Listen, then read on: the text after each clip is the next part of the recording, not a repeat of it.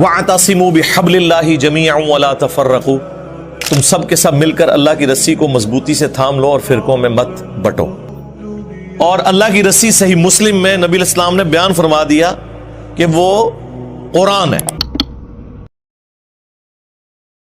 اس میں نبی علیہ السلام نے فرمایا قرآن اللہ کی کتاب ہے، یہ اللہ کی رسی ہے، جو اسے پکڑے گا ہدایت پر ہوگا، جو چھوڑ دے گا وہ گمراہ ہو جائے گا۔ تم اللہ کی کتاب کو پکڑو، اپنا تعلق اس کے ساتھ مضبوط کرو، اللہ کی کتاب اللہ کی رسی ہے۔ یہ اوپر سے 4 احادیث ہیں صحیح مسلم میں۔ اور دوسری بھاری چیز میرے اہل البیت ہیں، میں اپنے اہل البیت کے معاملے میں تمہیں اللہ کا خوف دلاتا ہوں۔ 3 دفعہ نبی علیہ السلام نے فرمایا، لیکن امت بالکل الٹ چلی، نہ قرآن کو پکڑا نہ اہل بیت کو زندہ چھوڑا، بالکل الٹ چلی امت۔ تو قرآن اللہ کی رسی نبی علیہ السلام نے خود بیان فرما دیا۔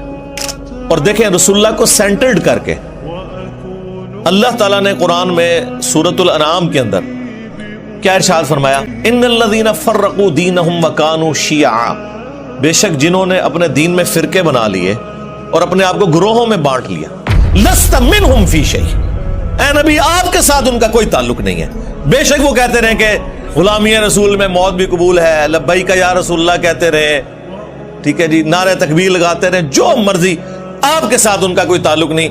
جنہوں نے گروہوں میں بانٹ لیا اپنے آپ کو اور فرقہ واریت پھیلائی، انما امرهم الی اللہ ثم ینبئہم بما کانوا یفعلون، ان کا معاملہ اللہ کے سپرد ہے، پھر اللہ انہیں بتا دے گا جو دنیا میں انہوں نے کرتوت کیے تھے۔ اب یہ آیت اسپیسیفکلی یہود و نصارہ کے بارے میں نازل ہوئی کہ انہوں نے دین میں فرقے بنائے ہیں، اے نبی آپ کا ان سے کوئی تعلق نہیں ہے۔ یار ایک باہر کی پارٹی فرقے بنائے اور سیدنا ابراہیم خلیل اللہ کے دین کو چھوڑ دے، اگرچہ اپنے آپ کو ابراہیمی کہتی ہو، کرسچن بھی کہتے ہیں ہم ابراہیمی ہیں، نصارہ بھی کہتے ہیں ابراہیمی ہیں،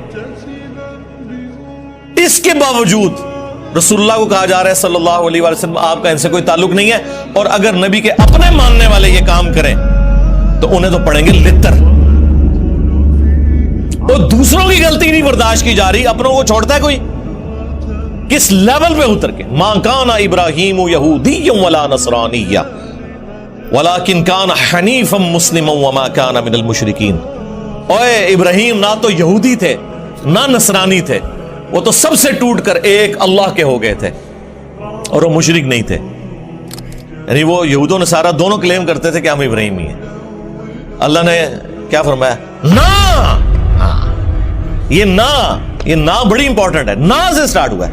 ما کان ابراہیم یہودی ولا نصرانی، نہیں تھے ابراہیم علیہ السلام نہ یہودی تھے نہ نصرانی تھے، ولیکن، یہ اردو میں بھی آتا ہے لیکن، ولیکن کان حنیفا مسلما وما کان من المشرکین، حنیفہ تھے سب سے ٹوٹ کر ایک اللہ کے ہو جانے والے، اور مسلم تھے، سنی شیعہ نہیں تھے،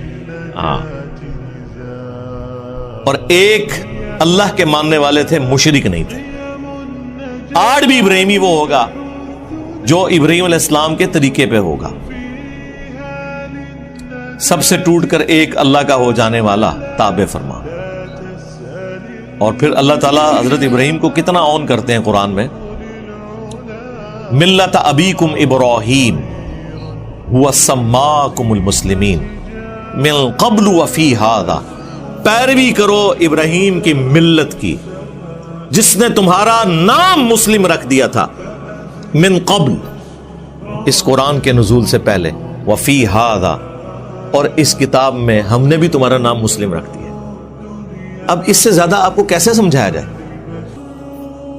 یا ایھا الذین آمنوا اتقوا اللہ حق تقاتہ ولا تموتن الا وانتم مسلمون، اے اہل ایمان اللہ کا تقوی اختیار کرو جیسا کہ تقوی اختیار کرنے کا حق ہے، اور تمہیں موت نہ آئے مگر اس حال میں کہ تم مسلم مرنا۔ تو وہ کہتے ہیں یہاں مسلم سے مراد ہے اللہ کے تابع فرمان ہو کر، یعنی اللہ کے سامنے سر تسلیم خم کرتے ہوئے مرنا، لیکن مرنا بریلوی، مرنا دیوبندی، مرنا اہل حدیث، مرنا شیعہ، لیکن پکے شیعہ ہو کے مرنا، پکے سنی ہو کے مرنا۔ مسلم کا مطلب ہے تابع فرمان ہو کر۔ اب مجھے بتائیں تابع فرمان اللہ اور اس کے رسول عز و جل و صلی اللہ علیہ وآلہ وسلم کا وہ ہوگا جو ان کا کہنا مان رہا ہے، یا وہ ہوگا جو بالکل الٹ چل رہا ہے؟ جو کہنا مان رہا ہے وَاعْتَصِمُوا بِحَبْلِ اللَّهِ جَمِيعًا وَلَا تَفَرَّقُوا، وہ کہتے ہیں نہیں جی وہ تو حدیث میں آیا کہ 73 فرقے ہو جائیں گے. جی حدیث میں آیا کہ 73 ہو جائیں گے، لیکن یہ تو نہیں کہا کہ بڑھاؤ. یہ دو الگ چیزیں ہیں. غیبی خبر کو انہوں نے عقیدہ بنا لیا.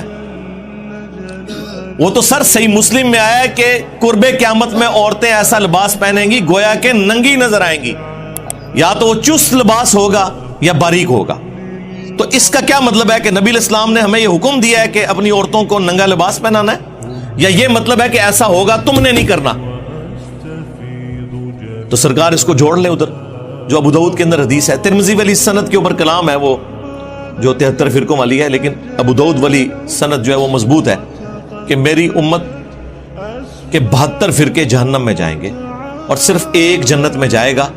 اور وہ نبی علیہ السلام نے اسے فرقہ نہیں فرمایا، فرمایا ہیا الجماع، وہ ہوگی جماعت، مین سٹریم کی امت. اور فرق عربی میں کہتے ہیں ٹوٹ کے الگ ہونے کو. ایک درخت سے جب پتا ٹوٹتا ہے نا تو اس پتے کو کہا جاتا ہے یہ فرق ہو گیا. اس سے پتا نہیں کہہ سکتا یہ درخت بھی ایک فرقہ ہے اور میں بھی ایک فرقہ ہوں. سمجھ آئی؟